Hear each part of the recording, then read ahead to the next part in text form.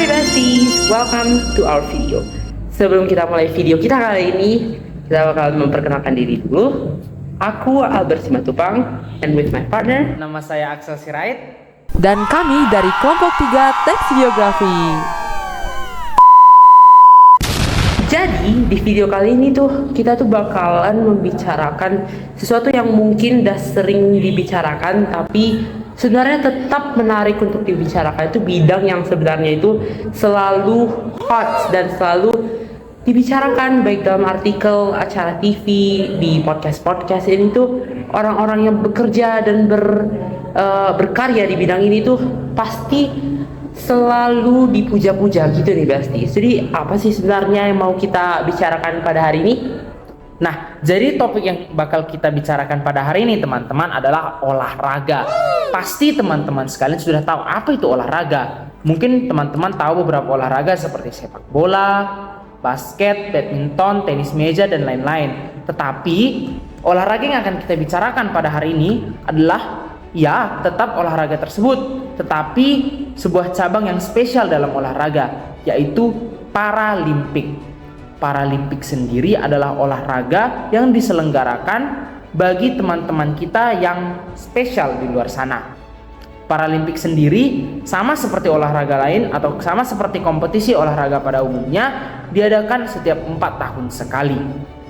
Jadi kan besties, sebenarnya Paralimpiade ini udah banyak sekali lomba-lombanya yang udah diselenggarakan baik di dalam negeri maupun di luar negeri. Kayak mungkin di Paralimpik yang dilaksanakan itu untuk kompetisi antar negara, atau di Asian Para Games yang dilaksanakan itu antar negara-negara di Asia, atau ASEAN Para Games itu di antar negara-negara di Asia Tenggara. Atau mungkin ada juga beberapa lomba-lomba Paralimpiade lain, kompetisi-kompetisi besar yang ada di Indonesia, mungkin setingkat pekan olahraga, tapi khusus teman-teman kita yang spesial atau yang difabel. Nah, jadi sebenarnya Indonesia sendiri sudah mengirimkan cukup banyak perwakilan, cukup banyak atlet-atlet difabel dan atlet-atlet Paralimpiade untuk bermain baik di bidang-bidang perlombaan dalam negeri maupun di luar negeri. Dan sebenarnya sudah banyak yang membanggakan dan mengharumkan nama Indonesia gitu besties. Tapi kita kali ini mau membicarakan satu orang yang udah legend banget di dunia Paralimpiade. Siapa sih itu? Atlet yang akan kita bahas pada hari ini adalah David Jacobs atau David Michael Jacobs. Beliau sendiri adalah seorang pemain Paralimpik yang berkompetisi di ajang tenis meja dan berhasil memenangkan berbagai macam kompetisi Paralimpik dan mengharumkan nama Indonesia. Nah, siapakah David Michael Jacobs ini? Yuk kita saksikan di video berikut ini.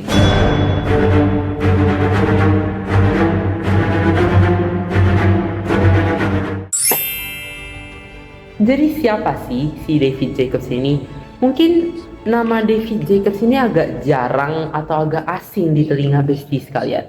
Tapi nama David Jacobs ini sebenarnya udah umum dan udah terkenal di dunia Paralimpiade. Karena memang David Jacobs ini udah beneran seorang legenda. Karena dia itu udah memenangkan banyak sekali perlombaan baik di dalam negeri ataupun di luar negeri, membawa pulang banyak medali, piala, dan prestasi bagi Indonesia. Nah, David Jacobs ini adalah seorang atlet Paralimpiade di bidang tenis meja. Jadi nama lengkapnya itu Dian David Michael Jacobs, atau yang lebih sering disebutkan nama panggungnya itu David Jacobs seperti yang udah kita bilang tadi. Jadi atlet tenis meja ini berdarah Ambon. Si David Jacobs ini dilahirkan dari ayah ibunya namanya itu Jan Jacobs dan Niels Samalo Jacobs. Dia itu dilahirkan pada tanggal 21 Juni 1977 di kota Ujung Pandang, Makassar. David Jacobs ini dilahirkan dengan tangan cacat di bagian tangan kanannya. Nah, tangan kanannya itu tumbuh lebih pendek dari tangan kirinya. Jadi masih bisa digunakan, tapi agak tidak seimbang tubuhnya karena tangan kirinya itu lebih panjang daripada tangan kanannya. Jadi tangan kanannya itu agak lebih ringan. Nah, sejak kecil orang tua David Jacobs ini udah melihat bakat dari David Jacobs. Dia itu mulai berlatih tenis meja dari umur 10 tahun atau kira-kira mungkin SD kelas 4 atau kelas 5.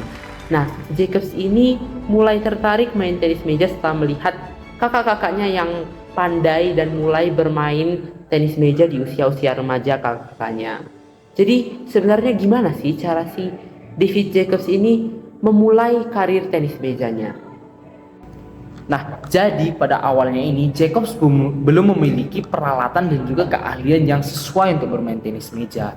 Bahkan saat pertama kali ia ingin masuk ke dalam tenis meja, ia tidak bermain tenis meja menggunakan meja tenisnya sendiri, tetapi menggunakan meja tenis yang dimiliki oleh tetangganya. Yang mungkin dia ke rumah tetangganya kan, halo shalom permisi boleh pinjam meja tenisnya enggak? Habis itu tetangganya, ya sudahlah kita kasih aja, mungkin begitu ya.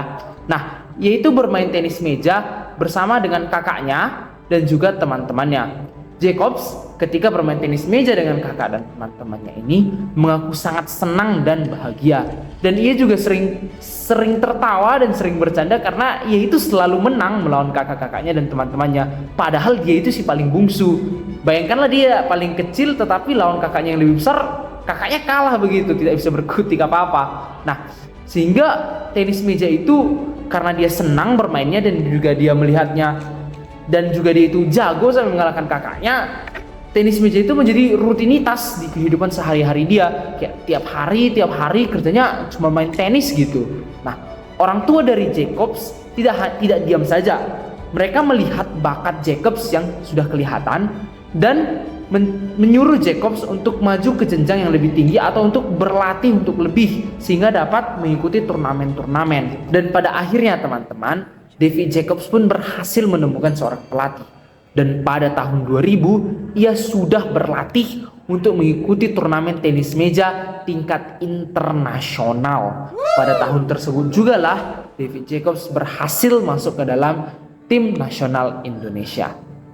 Dilansir dari data PDDIKT Kemendikbud, David ini selain mendalami tenis meja, dia itu juga lulus dari Sarjana 1 Program Studi Manajemen Institut Keuangan Perbankan dan Informatika Asia Perbanas pada tahun 2006. Menurut data Federasi Para Tenis Meja Internasional atau IPTTC, pria dengan tinggi 174 cm ini tergabung dalam klub Theo Chen dengan pelatih pribadi Rima Ferdianto.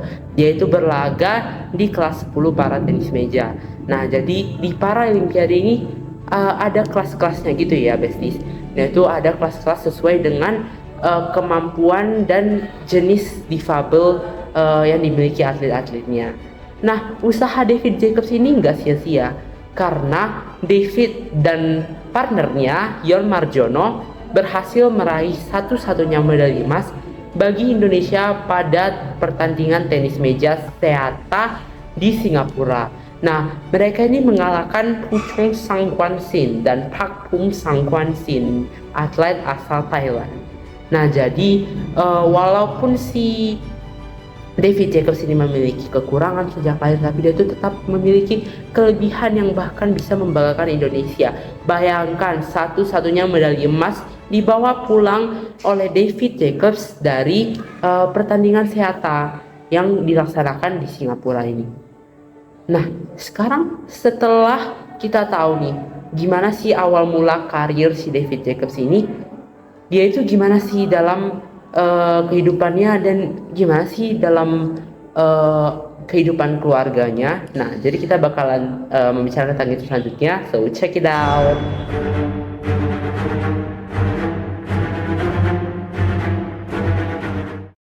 Nah, teman-teman, sebagai atlet tenis atau sebagai atlet para tenis meja, David Jacobs mendapat penghasilan yang cukup untuk membeli rumah yang dimana dia tinggal di dalam rumah tersebut bersama istrinya Jenny Palar dan dua anaknya Bravery Davison Jacobs dan Brigusto Devano Jacobs. Nah, tetapi bukan hanya itu, bukan hanya dia bekerja sebagai atlet para tenis meja, tetapi David Jacobs juga bekerja sebagai PNS di GOR Jakarta Timur. Nah, fakta menariknya ini, David Jacobs pernah diundang ke istana presiden, yang dimana presidennya pada saat itu adalah Pak Susilo Bambang Yudhoyono, untuk bermain tenis meja. Nah, jadi besties, dari tadi kita udah ngebicarain tentang gimana sih kehidupan dan fun fact tentang David Jacobs. Nah, sekarang kita tuh move on dulu ke kehidupan keluarganya David Jacobs.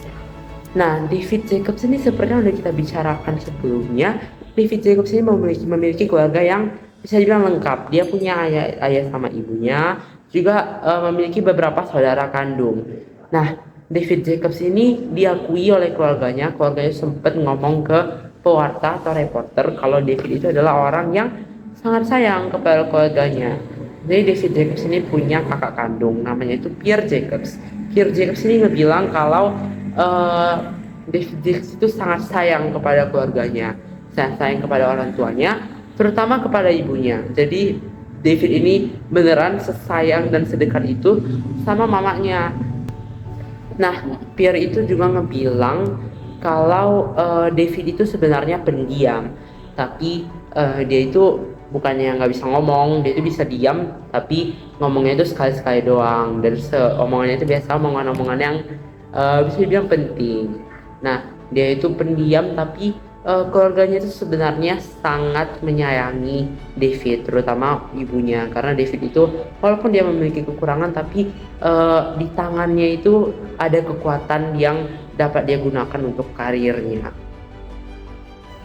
Dan mengutip perkataan langsung dari kakak David Jacobs, Pierre Jacobs, saya merasa David itu bagi saya saudara tertua dalam percontohan hidup. Padahal David Jacobs ini bungsu kan, tetapi kakaknya mengatakan bahwa David itu sebagai saudara tuanya dalam percontohan hidup. Artinya sebagus itulah David Jacobs dalam bersikap. Jadi walaupun paling bungsu, tapi kualitasnya memang menyatukan keluarga, ujar dari kakak David Jacobs. Pierre menjelaskan kedekatan David dengan sang mama memang tak lepas karena mereka sejak kecil gak pernah terpisah, selalu bersama. Nah, jadi Pierre ini juga bilang kalau David Jacobs itu dekat tuh sama mamanya itu karena mamanya itu selalu antar David Jacobs ke rumah sakit untuk diterapi karena tangannya yang memiliki disabilitas. Jadi dalam kata lain, David Jacobs itu banyak menghabiskan waktu bersama mamanya sejak dia kecil. Jadi kedekatannya luar biasa, kata Pierre Jacobs. Nah, terus Pierre Jacobs ini juga sangat mengagumi kekuatan tangan dari si David Jacobs ini. Itu sangat berkesan buat Pierre Jacobs sampai Pierre Jacobs itu menuliskan buku tentang adiknya yang judulnya itu The Story of David Jacobs' Weak Hand Iron Will, atau cerita tentang David Jacobs dan tangannya yang lemah, gitulah kira-kira. Nah, jadi Pierre itu bilang itu saya itu paling suka pegang tangannya David. Nah, tangannya itu sebenarnya satu keajaiban, walau tangan dia seperti itu, tapi dari situ bagi saya itu yang menjadi kekuatan dia. Itu kata Pierre Jacobs, kakaknya si David Jacobs tadi. Nah, David Jacobs itu juga diakui oleh kakaknya sebagai orang yang secara fisik terlihat kelemahannya, tapi David itu menyadari dirinya dan dia itu menyadari kekuatannya, kelebihannya dari kekurangannya itu.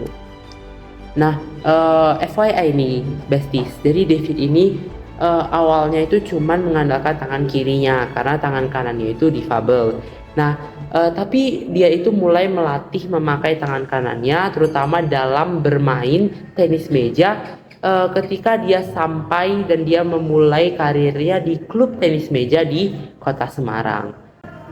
Nah, setelah itu dari tadi kita udah ngebicarain banyak hal tentang David, tapi di awal aku udah bilang kalau prestasi David itu banyak banget. Apa aja sih prestasi dari David Jacobs ini? Check it out.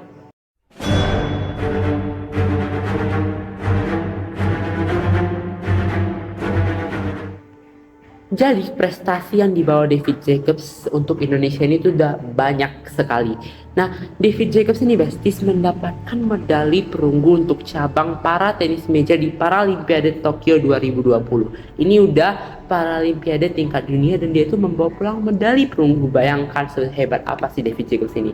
Walaupun David Jacobs itu kalah di semifinal, dia itu berhak meraih medali perunggu di nomor 10 tunggal putra. Ia juga membukukan pencapaian gemilang untuk Indonesia saat tampil di Paralimpiade London 2012. David Jacobs mempersembahkan medali pertama untuk Indonesia dengan merebut medali perunggu pada cabang olahraga tenis meja nomor 10 tunggal putra. Jadi dari Paralimpiade yang diselenggarakan antar negara di dunia, si David Jacobs itu udah 2 kali meraih perunggu. Nah, meskipun begitu teman-teman, pada awalnya orang-orang itu tidak terlalu berharap banyak pada David Jacobs, ya tidak terlalu memasangkan banyak kepercayaan lah pada dia. Ibaratnya kayak apalagi sih yang bisa dicapainya. Tetapi David Jacobs melampaui dugaan semua orang dan berhasil memenangkan banyak medali lebih. Contohnya pada Asian Para Games Incheon 2014 perorangan kelas 10 medali emas, pada Asian Para Games Jakarta 2018 emas lagi, dan pada Asian Para Games Incheon 2014 ganda kelas 10 mendapatkan medali perak. Nah, selain di Asian Para Games, si David Jacobs ini juga banyak mendapatkan medali-medali di kejuaraan-kejuaraan difabel tenis meja Asia, kayak yaitu ada mendapatkan emas di kejuaraan Asia Amnan dan di kejuaraan Asia Taichung, terus mendapatkan medali perak di kejuaraan Asia Beijing dan di kejuaraan Asia Taichung juga, dan juga dia itu pernah juga mendapatkan perunggu di Asian Para Games Guangzhou 2010. Nah, di Asian Para Games David ini udah memperoleh secara total 5 medali, 3 emas, 1 perak, dan 1 perunggu, dan juga masih banyak kejuaraan-kejuaraan Asia dan dunia yang dimenangkan oleh David Jacobs ini.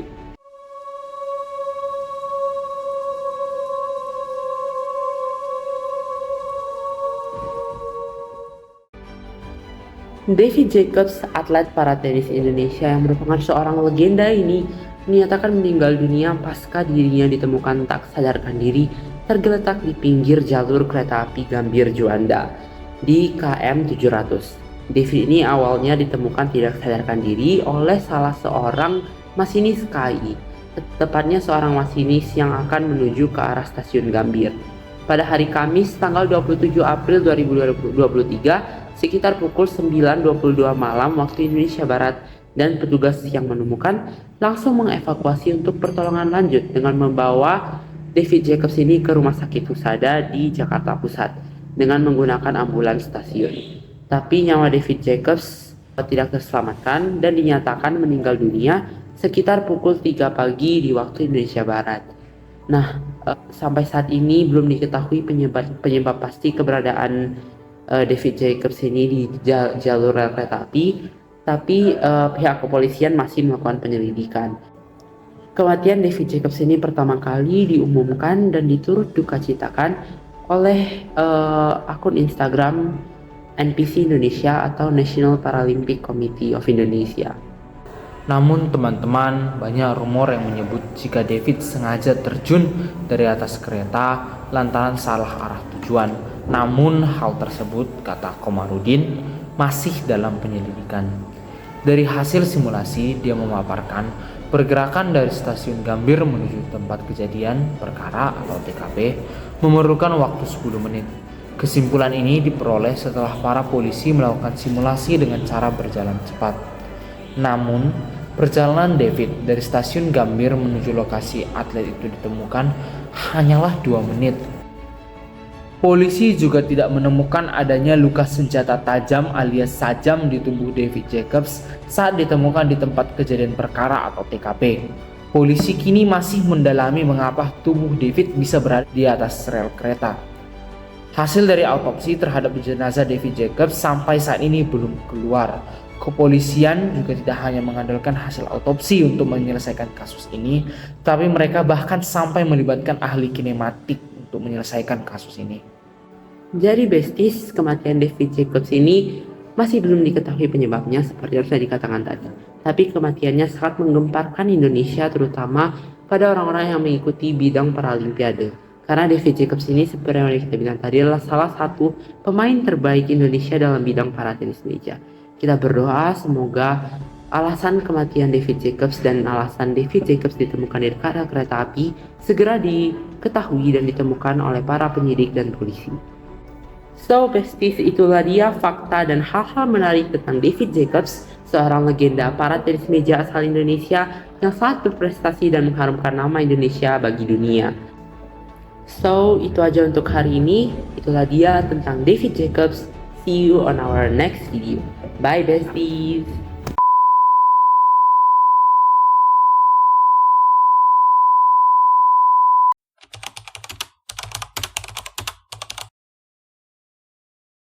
Kan harus semangat terus berjuang, konsisten dengan apa yang telah kalian pilih dan tekuni.